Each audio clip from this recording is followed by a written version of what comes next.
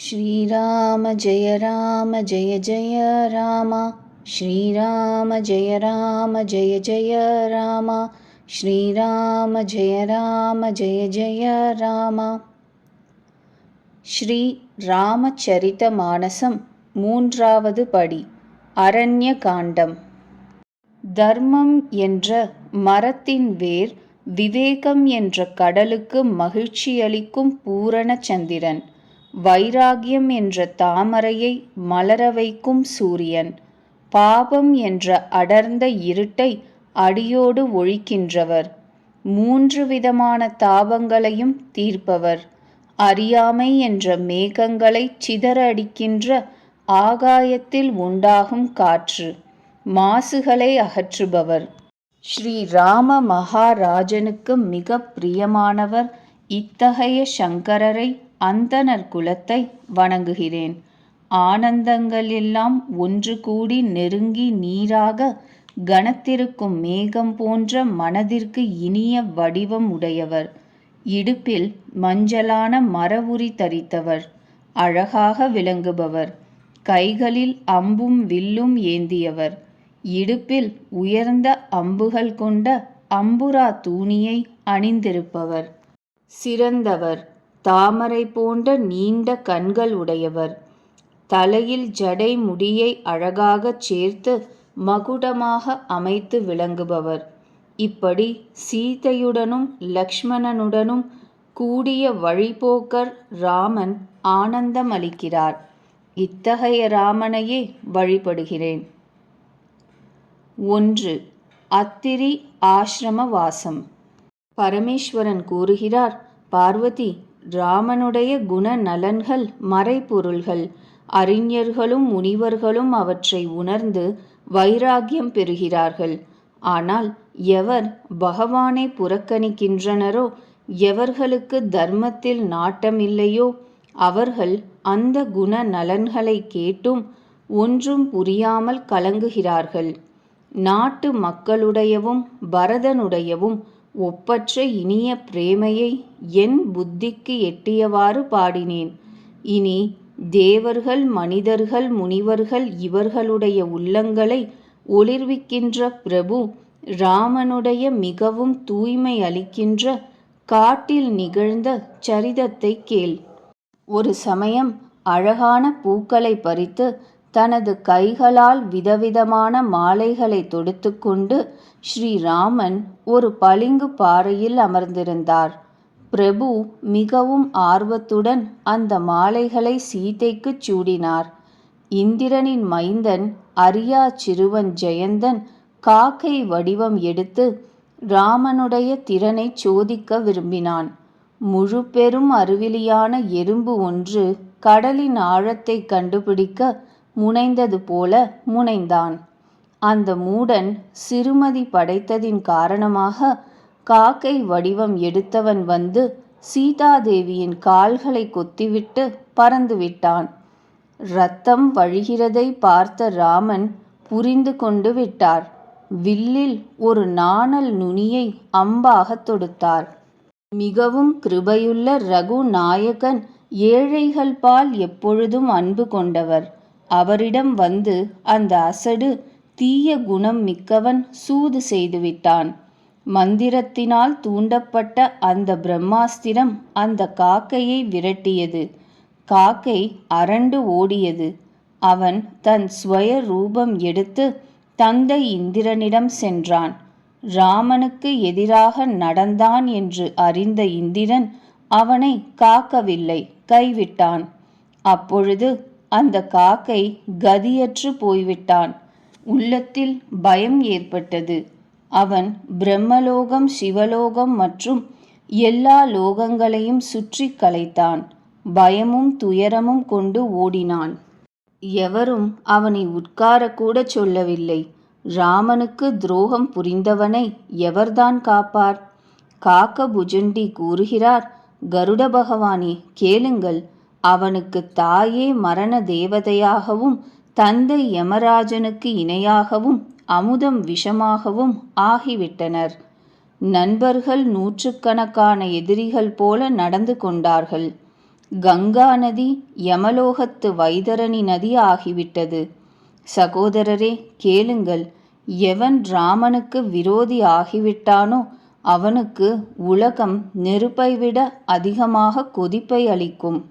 நாரதருக்கு ஜெயந்தன் திண்டாடுவதைக் கண்டதும் தயவு பிறந்தது.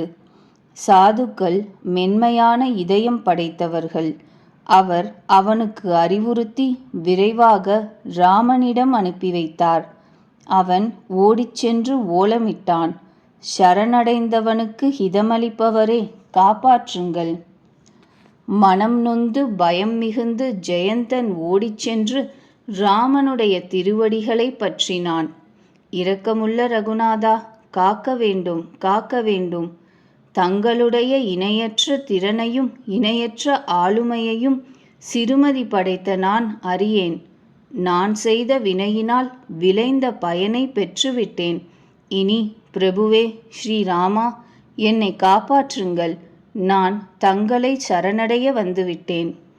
சிவபெருமான் கூறுகிறார், பார்வதி, ஈரமுள்ள மனதுடைய ராமன் அவனுடைய நொந்து நெகிழ்ந்த குரலை கேட்டு அவனை ஒரு கண்ணை குருடாக்கி விட்டுவிட்டார்.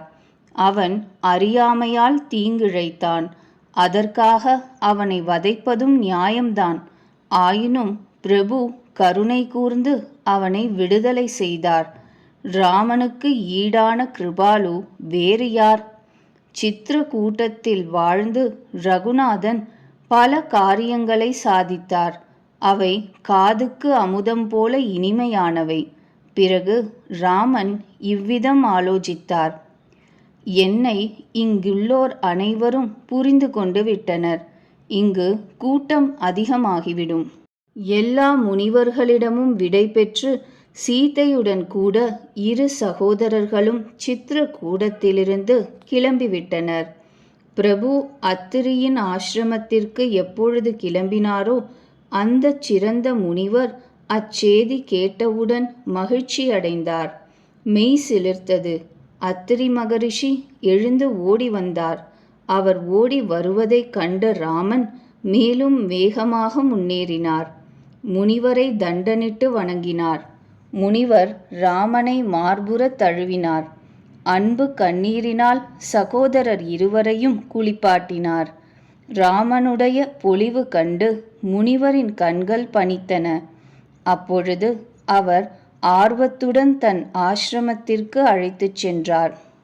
ராமனை பலவாறு பூஜித்து நல்ல வார்த்தைகள் கூறி முனிவர் கிழங்குகள் பழங்கள் அளித்தார். பிரபுவிற்கு அவை உகப்பாக இருந்தன. பிரபு ஆசனத்தில் அமர்ந்தார். கண்ணிறைய அவருடைய பொலிவைக் கண்டு மிகவும் பழுத்த முனிவர் கோமான் கைகூப்பி துதிக்க ஆரம்பித்தார். பக்தர்களிடம் பரிவு கொண்டவரே, கிருபாலுவே, இனிய இயல்புடையவரே, வணங்குகிறேன். நீங்கள் ஆசைகள் அற்றவர்களுக்கு தமது பரம பதத்தையே அளிக்கின்றவர். தங்கள் திருவடி தாமரைகளை பற்றிவிட்டேன். தாங்கள் மிகவும் வனப்பு மிக்கவர், பசுமை நிறத்தவர், உலகியல் கடலை கடைகின்ற கூடிய மந்தரமலை, மலர்ந்த தாமரைகள் போன்ற கண்கள் படைத்தவர், திமிர் முதலிய தீமைகளை அகற்றுபவர். பிரபுவே ஸ்ரீராமா, தாங்கள் நீண்ட கரங்களின் வலிமையும் தங்கள் ஆளுமையும் அறிவுக்கு அப்பாற்பட்டவை.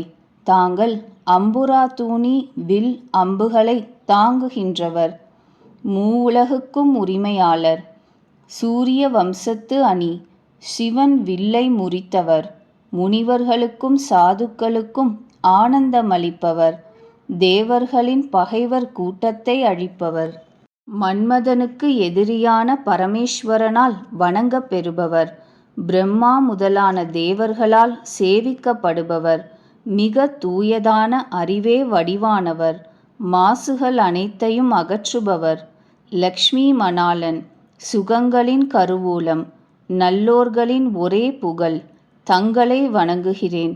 இந்திரனின் இனிய தம்பி, தன் சக்தியான சீதையுடனும் தம்பியுடனும் கூடிய தங்களை பற்றுகிறேன்.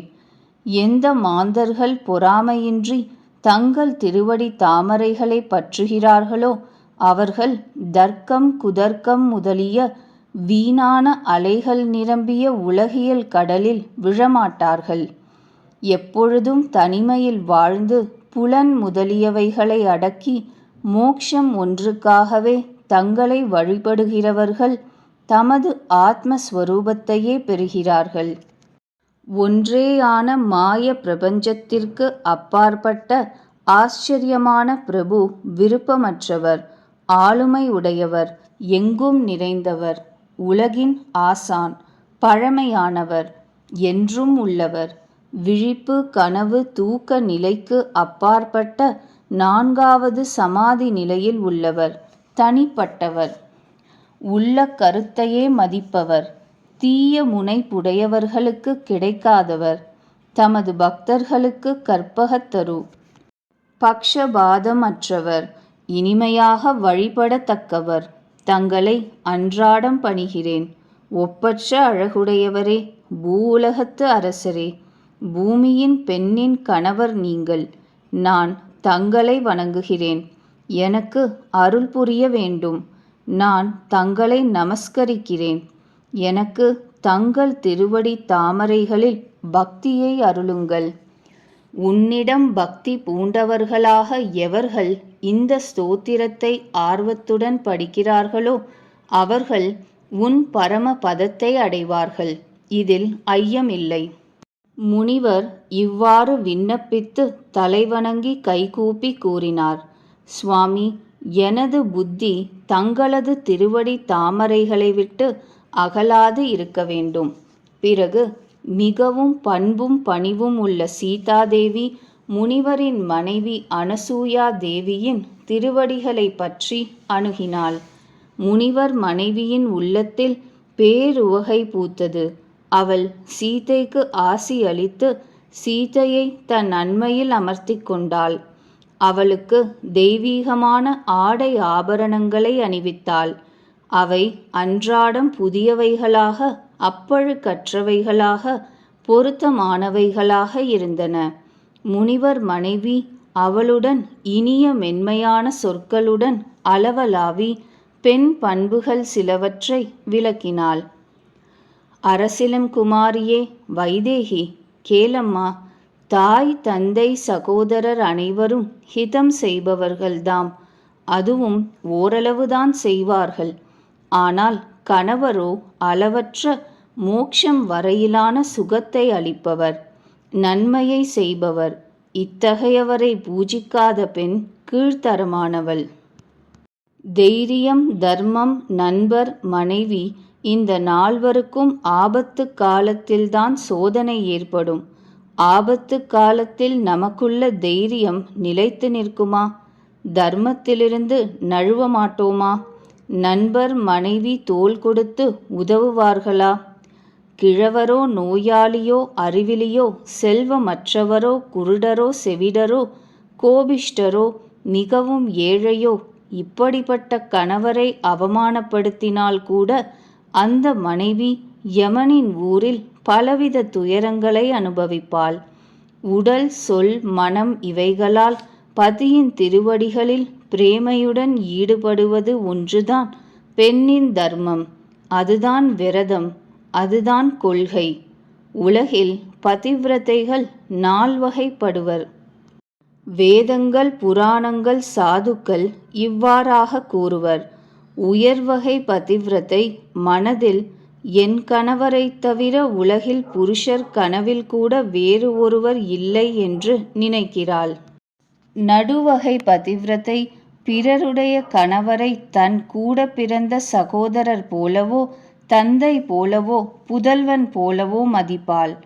எவள் தர்மம் தலையெழுத்து என்று எண்ணி தமது குலத்தின் மரியாதையை நினைத்து தவறு செய்யாமல் தப்பி இருக்கிறாளோ அவள் தாழ்ந்த வகை பதிவிரதை. இவளுக்கு உளமாற கணவரிடம் பக்தி இல்லை. தலையெழுத்தே என்று உலக நியதிக்கு கட்டுப்பட்டு கணவனுடன் வாழ்பவள். இப்படி வேதங்கள் கூறுகின்றன. எவள் தப்பிப்போக சந்தர்ப்பம் கிடைக்காததால் பயத்தினால் கணவனுக்கு கட்டுப்பட்டு இருக்கிறாளோ அவள் உலகில் மிகத் தாழ்ந்தவள். கணவனை ஏமாற்றி பிற புருஷருடன் உறவு கொள்பவள் கற்ப காலம் வரை ரௌரவம் என்ற நரகத்தில் வீழ்ந்து கடப்பாள். கணநேரத்து இன்பத்திற்காக எவள் கோட்டி பிறவிகளில் ஏற்படக்கூடிய கஷ்டங்களை நினைத்து பார்க்கவில்லையோ அவளுக்கு ஈடான கேடு கெட்டவள் யார் உண்டு? எவள் வஞ்சனையின்றி பதிவிரதை பண்பை ஏற்கிறாளோ அவள் ஒரு முயற்சியின்றி பரமகதியை அடைகிறாள்.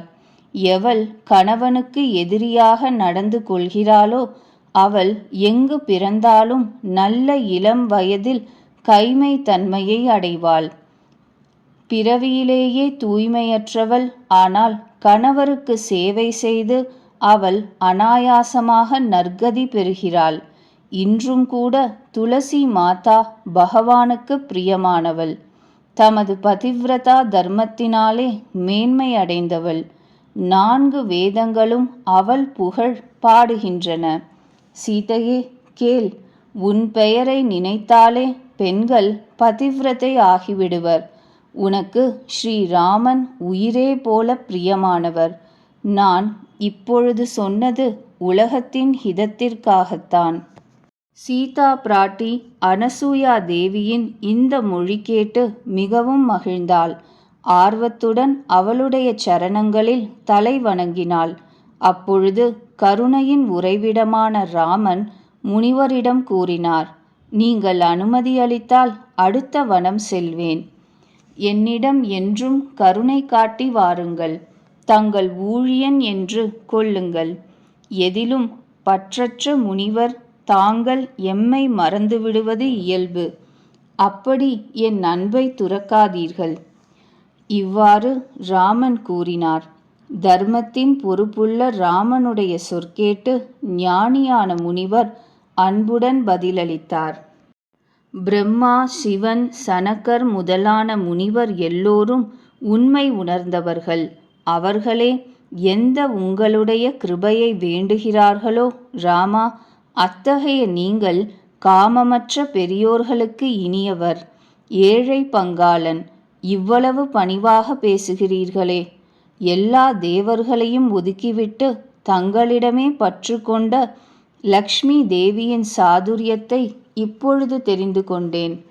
எவருக்கு ஈடாகவோ மிக்கவராகவோ ஒருவரும் இல்லையோ அவருடைய பண்பு ஏன் இப்படி இருக்காது? நான் எவ்வாறு கூறுவேன் சுவாமி? இப்பொழுது நீங்கள் போகலாம் என்று எப்படி கூறுவேன்?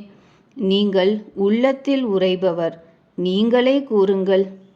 இவ்விதம் கூறிவிட்டு முனிவர் அத்திரி பிரபுவை துயரத்துடன் பார்த்தார். ஞானிதான், ஆனாலும் முனிவர் கண்களிலிருந்து பேரன்பு கண்ணீர் பெருகுகிறது. உடல் சிலிர்த்திருக்கிறது. முனிவர் பிரேமையே நிரம்பியவர். அவர் மேனி சிலிர்க்கிறது. கண்களை ராமனுடைய முகத்தில் பதித்திருக்கிறார். நான் என்ன அப்படி பெரிய ஜபத்தவம் செய்துவிட்டேன்? அதன் காரணமாக மனம், அறிவு, குணங்கள், புலன்களுக்கு அப்பாற்பட்ட பிரபுவை ஸ்ரீமன் நாராயணனையே தரிசித்து விட்டேனே. ஜப யோக தர்ம தொகுப்புகளால் மனிதன் ஒப்பற்ற பக்தியை பெறுகிறான். ரகுவீரனுடைய தூய்மையாக்குகின்ற சரிதத்தை துளசிதாசர் இரவு பகலாக பாடுகிறார். ஸ்ரீராமனுடைய இனிய புகழ் கலியுகத்தின் பாபங்களை அழிப்பது, மனதை அடக்குவது, சுகத்திற்கு அடிப்படையானது. எவர் இதை ஆர்வத்துடன் கேட்கின்றனரோ அவர்பால் ராமன் அனுகூலமாகிறார். இந்த கொடிய கலிகாலம் பாபங்களின் கருவூலம். இதில் தர்மம் கிடையாது, ஞானம் கிடையாது, யோகம் கிடையாது, ஜபம் கூட கிடையாது. இதில் எல்லா பொறுப்புகளையும் விட்டுவிட்டு ராமனையே எவர் பற்றுகின்றனரோ அவர்களே கெட்டிக்காரர்கள்.